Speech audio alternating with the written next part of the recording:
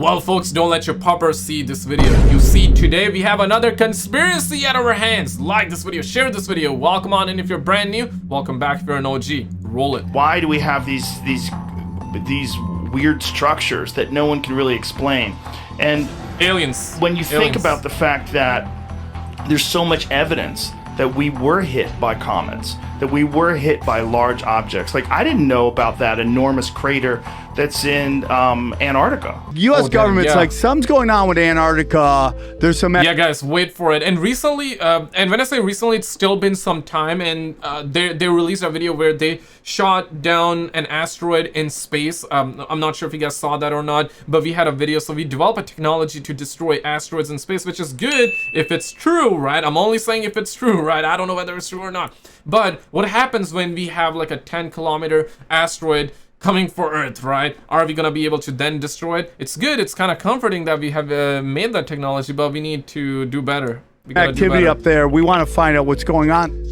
Antarctica, Earth's southernmost continent, is a land enshrouded in ice and mystery. This vast icy expanse has captivated the imaginations of explorers, scientists, and conspiracy theorists alike, offering a canvas for some of the most intriguing and unexplained mysteries. It did not just captivate our imagination, it has opened up our third eye to all the bull squash that's going on too. Of our time. From ancient lost civilizations and extraterrestrial bases to covert military operations and uncharted natural wonders, Antarctica invites us to question what we know of our world's history. That's some bull squash, bro. They never invite us, dog.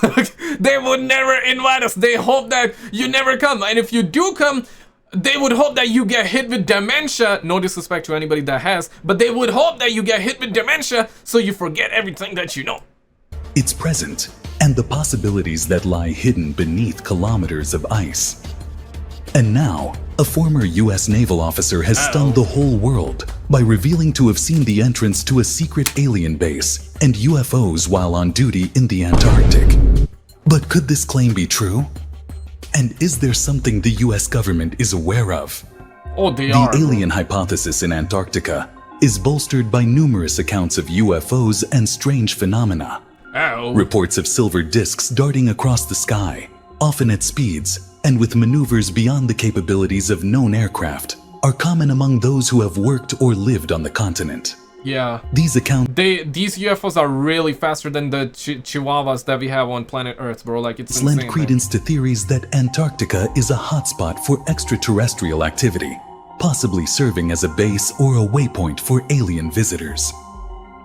The secrecy surrounding these sightings, often enforced by military or governmental agencies, only adds to the mystique and speculation.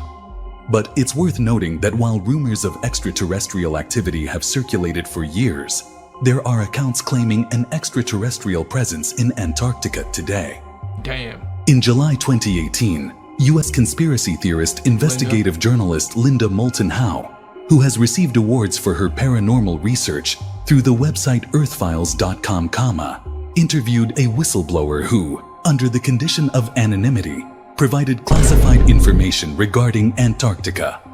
The source, a former Navy man identified, was referred to only as Brian, shared details of an ancient structure he claims to have visited during his time at the South. Okay, so is that the crater that Joe Rogan was talking about as well?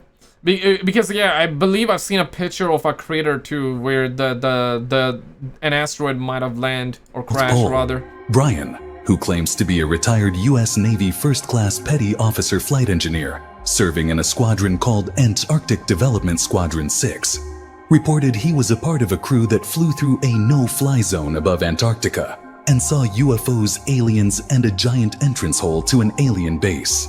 He said he was stationed there between 1983 and 1997, and on several occasions saw aerial silver discs flying over the Transantarctic Mountains.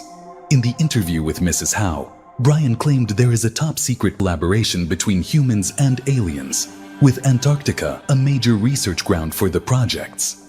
He claimed the large hole was 8 to 16 kilometers from the South Pole, in the supposed no-fly zone. He also said a group of scientists had gone missing for a week and came back terrified and refusing to speak. Man, I really do enjoy these conspiracy theories and the whistleblower reports, and it genuinely kind of makes sense, right? It's logical when you think about it. They want to do it where nobody would be around, or less people would be around. When I say less people, only people that they know would be around. Literally, right? No fly zone as well. They would do it there, but does it mean like aliens, UFOs, and crap like that? Nah, not really though. I'm a believer, but like.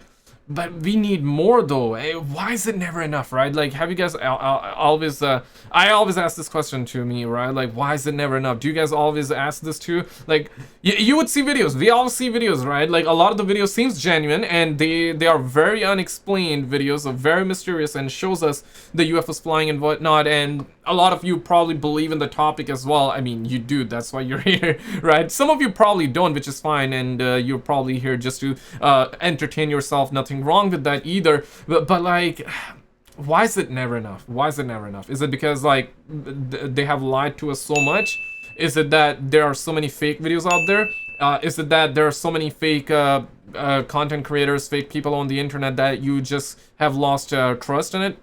A combination of all of it, perhaps, or something else? Let me know in comments. Then, at a camp near Marie Byrd Land, some dozen scientists disappeared for 2 weeks, and when they reappeared, Brian's flight crew received the assignment to pick them up. He said they would not talk, and their faces looked scared. In an email to Mrs. Howe, he wrote, "Another unique issue with South Pole Station is that our aircraft was not allowed to fly over a certain area, designated 8 kilometers from the station. The reason stated because of an air sampling camp in that area. This did not make any sense to any of us on the crew, because on 2 different occasions we had to fly over this area. It was on the opposite side of the continent, and we had to refuel at South Pole, and a direct course to this Davis camp was right over the air sampling station. The only thing we saw going over this camp was a very large hole going into the ice. You could fly one of our LC-130S into this thing." Holy Talk crap, among the what? flight crews was that there is a UFO base at South Pole, and some of the crew heard talk from some of the scientists working with and interacting with the scientists at that air sampling camp. Oh Large my goodness, the mother of God, that hole was big! ice hole. Earth Files then published a redacted DD 214 That hole was document massive, and bro. Antarctic Service Medal, awarded to Brian November 20th, 1984. And we did a video not long ago, right? Antarctica is also known for the mystery of a lot of people. Obviously, when I say a lot of people, not many people, let's just put it that way. Not many people believe in flat earth, that the earth is flat, right? But there are a lot of people, a lot more people are willing to believe that the earth is hollow, which means, yeah, it's round, it's oval, right? Like an egg of an ostrich. Right, and North Pole, South Pole, those are the entrances to the world inside. And the crazy thing here is that nobody has, at least officially, that's what they say, that nobody has ever dug a hole deeper to the core, of the earth. We assume there's magma, we assume that there's some stuff there, but obviously, like, officially they would never tell you that the earth is what's the term? Hollow. Yeah, hollow. Literally forgot about it, right? How many of you believe into that? That sounds a lot more believable than the earth is flat. Obviously, I don't believe in the earth is flat, but yeah, do you think that there is a possibility of, for centuries, right? Like Agartha, Atlantis. These are like a lot of the most insane conspiracy theories that have entertained the masses, right? I love the conspiracy theories, don't get me wrong, but what are the odds that Atlantis, Agartha exists, though? Or, in a bid to confirm his credentials, the claims have caused ripples in the whole UFO community. As an article on unsilentmajoritynews.com said, over the years there have been a ton of articles on the internet dealing with the mysteries and anomalies that involve the Antarctic. Many of them have been debunked, or at least the person writing claims to have debunked various stories. What makes this story far more credible than many others is who did the research. Linda Moulton Howe isn't some internet hack. She's an Emmy Award-winning TV producer, investigative reporter for radio and... Nah, TV producer? I don't want her to tell me movie storyline here, man. I want some real shit right now. I want to hear the truth. I want to hear about the aliens. I want to hear about the water is turning the frogs gay. Like, my name was Alex. I cannot say his name on YouTube, actually, so my bad on that. and internet, and author I'll just say Alex, who goes okay? directly to the men and women at the forefront of science and environmental breakthroughs, and to first-hand eyewitnesses of high strangeness. This raises the question, could there truly be mysterious structures buried at the South Pole? Were they constructed by an advanced extraterrestrial civilization in our remote past? While Brian's story still has many riddles, elsewhere in the vast frozen wasteland of Antarctica, a team of scientists stumbled upon a discovery that would reshape the course of human history. Yeah. Deep amid Ow. the icy expanse, a series of massive stone pyramids had been found. Man, that's actually insane, right? Because they say, and this is truly gonna open up your third eye, they say that Antarctica was the last place to be discovered. I believe in 1890, somewhere around that, right? It was the last place on the planet that humans ever stepped their foot on. So you're telling me that there are pyramids on Antarctica? Oh shit! Yeah, we can talk about like pyramids in Egypt.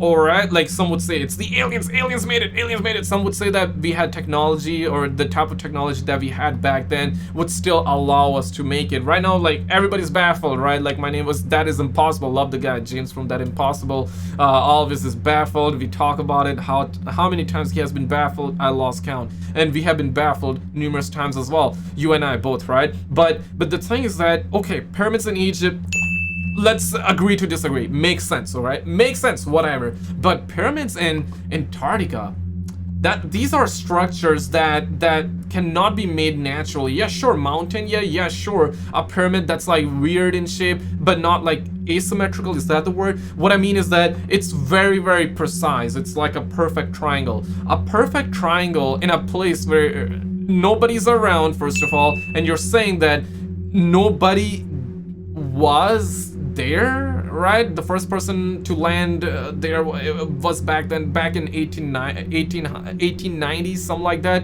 So I don't know, man. I don't know if I believe that, bro. Thoughts? Their ancient forms stand in stark contrast to their desolate surroundings. Like what I'm trying to say is that these pyramids would probably have been made by someone, though. At least someone. Is it like humans are we stuck in a cycle that whenever we get, because this is something they talk about, right? When you get closer to being technologically advanced, it's almost as though they have the reset button. Oh shit! What I mean by this is that the entire civilization ceases to exist, resets, then you go back into the Stone Ages, and then the humans progress over and over again, and once they get to that breakthrough point, it's like reset, game over. So what I mean is that if that is true, then does that mean that humans before us, whoever it was, I guess, were they the ones that actually made it? It's very interesting. It's very, very intriguing, actually. The revelation sent shockwaves through the scientific community and ignited the imagination of the world. The initial sighting of the pyramids defied all logic. As the team approached, the scale of the structures became apparent. They towered over the icy landscape like silent sentinels of an ancient civilization. The pyramids were perfectly preserved. Each one displayed its own intricate carvings and symbols that seemed otherworldly. The story of how these pyramids were discovered begins with a team of researchers from the University of Cambridge who were conducting a routine survey of the Antarctic ice shelf. Their aim was to study the changes in the ice thickness and its impact on the environment. But what they found instead was something they could never have anticipated. As they flew over the area, the team noticed something unusual. A series of triangular shapes jutting out of the ice. They immediately radioed their base station to report the strange sighting. The team was instructed to land at a nearby research station and gather more data. The researchers quickly put together a team of experts from different fields, including geology, archaeology, and climate science, to investigate the mysterious structures. The team faced several challenges as they set out to explore the pyramids. The first and most obvious obstacle was the extreme weather conditions, with temperatures plummeting well below -4. and you gotta also factor in like the temperature. Okay, sure, right? In Egypt, pyramids were made by humans. All right, sure. Yeah, the temperature was harsh, but I suppose the temperature in Antarctica was way harsher. And you're talking about like all the way back. Right now they're talking about you know, the global warming. The planet is you know, temperature increasing, and it's less cold right now, or give or take, I guess, hypothetically. But you feel, you know what I mean, right? Like back then it would have been a lot more harsher in Antarctica versus now. It still is harsher there, don't get me wrong, but like back then it would be a lot more. So you're saying that these pyramids were made back then. I mean, how many years we're talking? Hundreds, thousands? I mean, the temperature back then would have been way more insane than 40 it is degrees now. C. The team had to wear specialized gear to stay warm, and every move had to be calculated to avoid the risk of hypothermia. The second challenge was the thickness of the ice, which was estimated to be several hundred meters. Holy The crap. researchers had to use ground-penetrating radar and other specialized equipment to map out the area beneath the ice. After months of painstaking research, the team finally had their breakthrough. They discovered that the pyramids were made of a type of rock that was not native to the region, leading them to believe that they were constructed by an advanced civilization that had the ability to Now, don't tell me that they found almost like similar material in pyramids in Antarctica in comparison to the pyramids in Egypt. If there's like a little bit of same like material in like or if we have signs of, hey, this is made the same way the pyramids were made in Egypt, then I'm more so inclined to believe that the pyramids in Egypt were also not made by humans. You know what I mean? I'm inclined to believe. Doesn't mean that I believe that, but it's like it's very interesting, man. It's very suspect, man. transport massive rocks across vast distances. The team also found several chambers within the pyramids, which were believed to have served different purposes. One chamber, for instance, was filled with an unusual type of liquid that was found to be a potent antimicrobial agent. This discovery led to speculation that the civilization that built the pyramids may have been far more advanced than previously thought. Another chamber contained a series of glyphs and hieroglyphs that were similar to those found in ancient Egyptian pyramids. Oh my goodness. The team hypothesized, You know, when he showed the chopper like a couple of minutes ago in the video, in my mind, I know I did not say it, but in my mind I was thinking about the hieroglyphics, and especially there's an hieroglyphic, right, that has a shape of a UFO and that has a shape of a modern day attack chopper. So in my mind I was thinking about it, and now it got like I guess small but still like significant connection to the pyramids in Egypt, right? Like that the civilization that built the Antarctic pyramids may have had some kind of connection to ancient Egypt. Yeah. The discovery of the pyramids beneath the Antarctic ice sparked a global media frenzy. The news was picked up by major news outlets around the world, and I did social not hear media about it. was abuzz with Have you guys actually heard anything? Obviously, I do not watch like the TV news, but I have not seen anybody say that on social media. Okay, when was this discovery? Recently or a couple of years ago? speculation about what the discovery could mean. Some people saw it as evidence of extraterrestrial life or advanced alien civilizations, while others speculated that it could be a remnant of a lost civilization that had somehow managed to survive the harsh conditions of Antarctica. But Two how? of the Antarctica pyramids can be found 16 kilometers from the coast. The third pyramid is located near the shoreline. The discovery of these pyramids suggests that Antarctica may have been inhabited by humans sometime in the past 6,000 years. You know what? Now that you say 6,000 years, I just got another thought. Because what if, like back then, you know, on Antarctica it was not snow. You know, like maybe it's to do with like the change in poles, right? Maybe it was the opposite. But usually speaking, though, North and South Pole always has snow, always is cold. The medium of the planet, or in the mid of the planet, that's where most of the sun gets to you know, supreme its light, I guess. Is that rain its light, or beam the planet with its light, right? That's where it's the hottest. For Egypt is, you know, falls kind of closer to the mid. Saudi Arabia, the Middle East countries as well.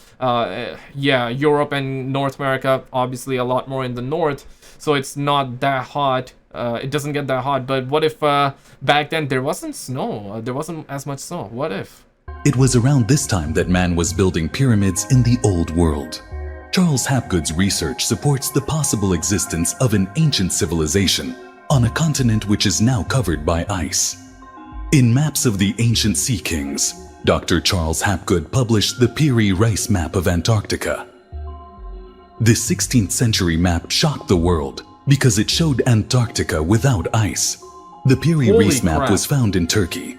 A Turkish naval officer sent the map to the U.S. Navy Hydrographic Bureau in 1953. M.I. Walters, the chief engineer of the Bureau, sent the map to Arlington H. Mallory to be evaluated. Mallory determined that the Peary Rice map was completely accurate and may have been copied from a map made 6,000 years ago. The Peary Rice map of Antarctica is very accurate. Using seismic soundings and sonar, researchers found that underneath the ice cap, the coastlines, mountain ranges, plateaus, etc. On the Peary Rice map matched the Queen Maud Land in Antarctica. Ohlmeyer, leader of the British-Swedish expedition to Antarctica, wrote Hapgood the following letter. The letter from Ohlmeyer confirmed Dr. Charles Hapgood's theory that the Peary Rice map was probably copied from a map made in ancient times. Dr. Charles Hapgood wrote in Maps of the Ancient Sea Kings that he was sure that although the Peary Rice map contained latitudes and longitudes plotted out at right angles in a traditional plane geometry, it had to have been based on an earlier map.